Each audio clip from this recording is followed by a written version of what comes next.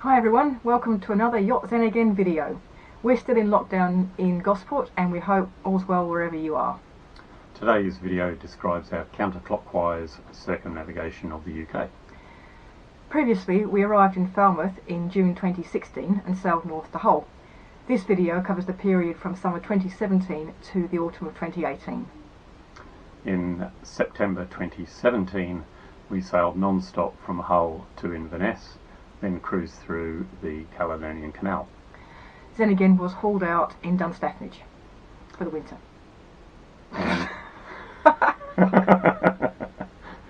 Keep going. The show must go on. In May 2018 we spent 2 weeks cruising the Western Isles of Scotland. Later in 2018 we passed through the Crinan Canal to Ardrossan, then completed our circumnavigation in stages.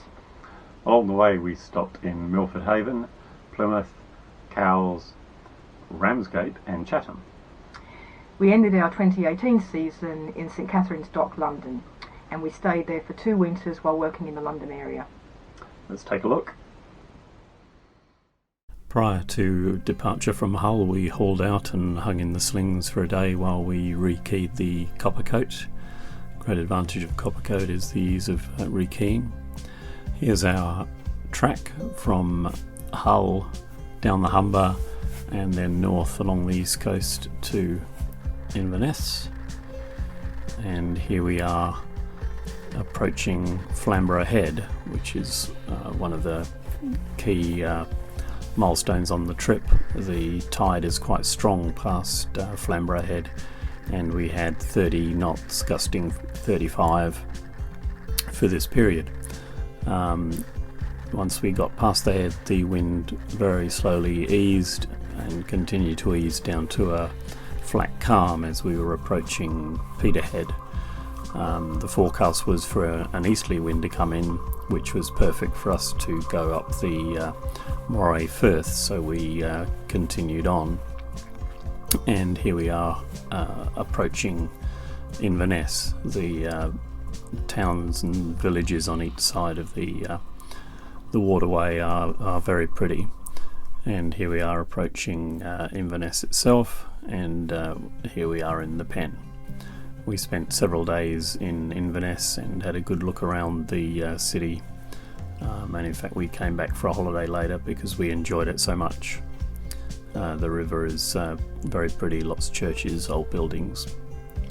Here we are entering the Caledonian Canal, and this is a lock at the top of the staircase of locks within Inverness.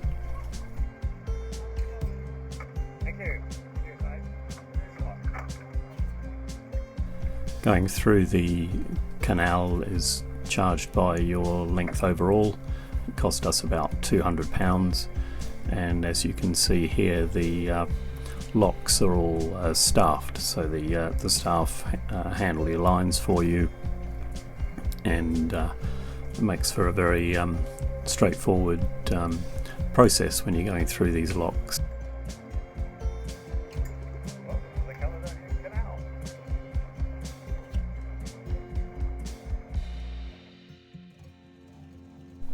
After we passed through the sea lock at Clachnahary, we started on our journey through the Caledonian Canal. We discovered some Australian cruising friends who we'd last met in Bermuda, so we spent a very nice evening catching up with them. We're in Loch Ness now, and that's one of the larger locks in the canal. Typically the wind's on the nose, so we're having to motor. We kept a good lookout, but Nessie didn't show this time. This is Urquhart Castle in Loch Ness. There's many old castles throughout this part of Scotland. We've moved out of Loch Ness now and we're going through the locks at Fort Augustus. As you can see, it's something of a spectator sport, but the lock keepers keep everything moving and can take your lines if necessary.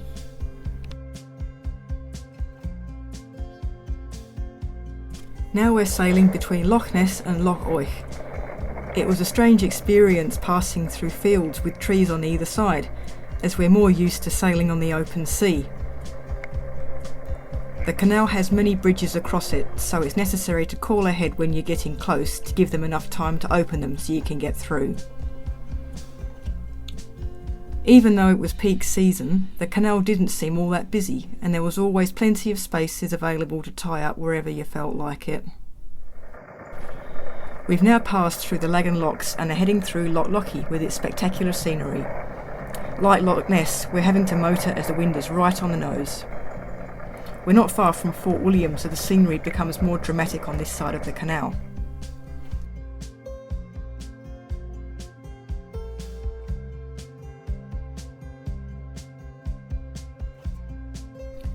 We're now approaching Bannervie near Fort William, where the famous Neptune staircase takes us through the Corpac Sea Loch and into Loch Linney. Then it was just a brief sail, dodging the showers, to our final destination at Dunstafnage Marina.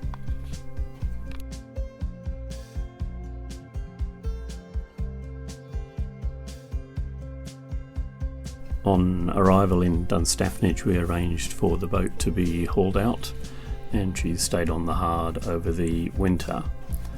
We arranged a schedule of work including the filling in of one redundant through hull, the fitting of a new transducer, and we visited the boat several times over the winter, sometimes arriving to find her covered in a sheet of ice. It was cold up there. The standing rigging was completely replaced, and we fitted a new furler on the headsail. We also fitted a gas-powered heater, which was to prove very popular in London winters. And in the spring we were relaunched, the mast went back up, and here is our path cruising in Scotland. The red track is ours, the blue is where friends of ours borrowed the boat for a month. So it's May 2018 and we're starting out on our 2-week cruise of the Western Isles of Scotland.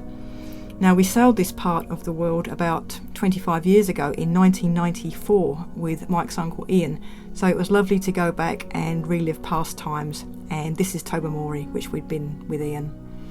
Now we're on our way to the island of Barra in the Outer Hebrides. We're in the Sea of Hebrides on the 14th of May. We're approaching Castle Bay.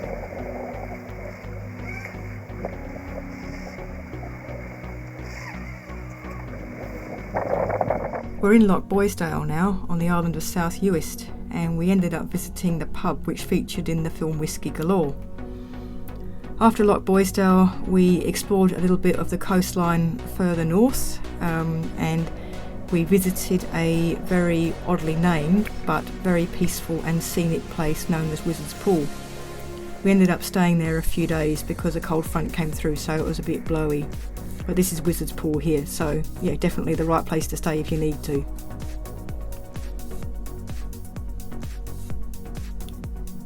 And this is a pretty typical scene that you see in that part of the world. Now we're leaving Wizard's Pool and we're heading eastwards now towards the island of Skye to spend a few days there.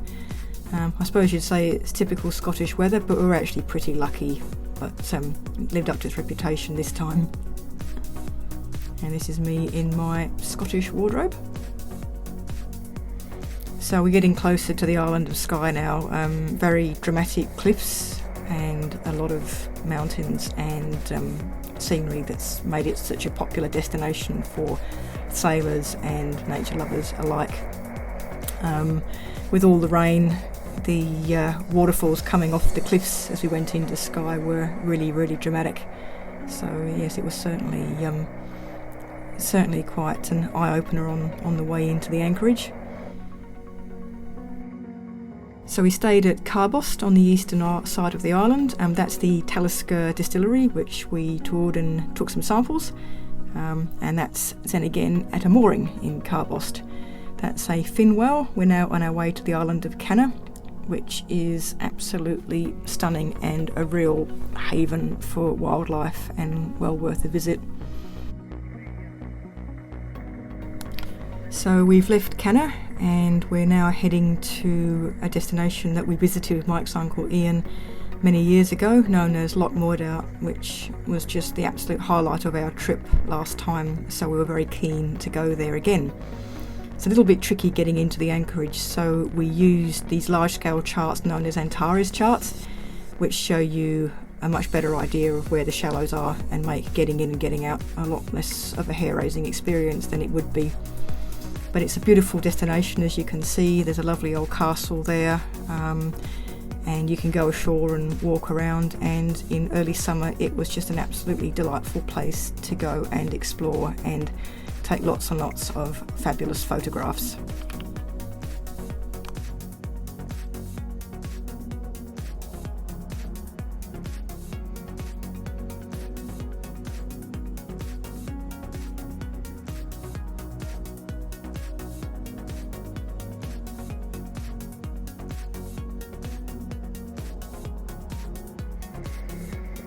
Heading along the north shore of the Ardnam Merchant Peninsula.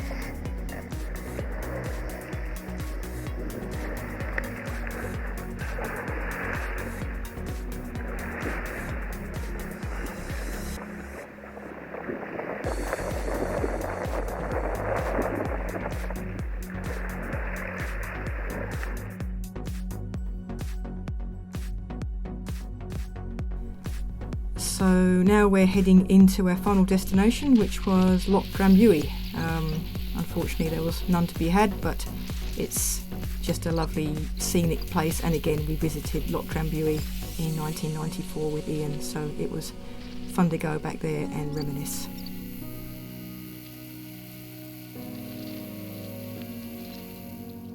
We're at Loch Gilphead now, ready to go through the Crinan Canal.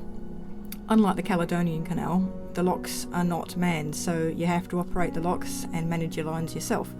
With that said, it's a really enjoyable experience in some lovely countryside and a really handy shortcut if you're trying to get out through the bottom of Scotland and into the Irish Sea. So once we got through the sea lock here, we were up to Ardrossan, where we were ready to start our trip south down the Irish Sea. We left the boat in Ardrossan for 2 weeks before heading south through the Irish Sea to Milford Haven in southwestern Wales. We had very light weather initially, and then of course a southerly came in. Here we are sailing in the Irish Sea, accompanied by a pod of dolphins, which was quite nice. It was great to get the boat sailing again after so much motoring through the Caledonian Canal, and with brand new standing rigging. It gave it a good test. This bird tried to land on us for at least 15 minutes unsuccessfully. Despite the tacking, it was a really nice sail. Sometimes the sea was a little choppy when it was wind over tide, but when the conditions were favourable, it was quite flat and really nice sailing. Here we're approaching the point to go around into Milford Haven. By that stage the wind had lightened off quite a bit and it was a bit grey. And here is the boat in Milford Haven. The boat spent several weeks in Milford Haven while we waited for suitable weather, and here's our track from Milford Haven around Land's End to Plymouth.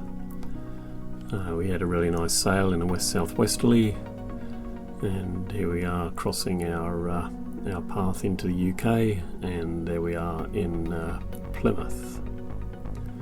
From Plymouth we sailed overnight to Cowes, where we spent several days awaiting better weather, and then we sailed overnight around to Ramsgate, and from Ramsgate, after one full start, to the Medway.